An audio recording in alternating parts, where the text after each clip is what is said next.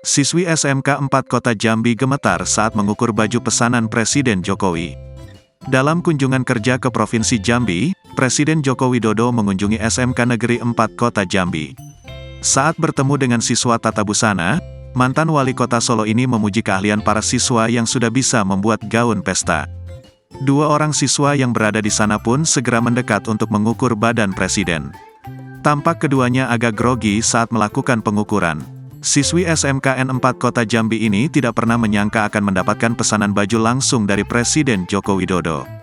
Ia menceritakan pada saat itu sedang praktek membuat baju di kelas. Tiba-tiba Presiden Jokowi masuk ke kelasnya dan langsung bertanya apakah sudah bisa membuat baju. Saat itu juga Presiden pun langsung memesan baju dan memintanya mengukur baju. Peristiwa mengukur baju tersebut sempat membuat dia gugup, bahkan tangannya sampai bergetar.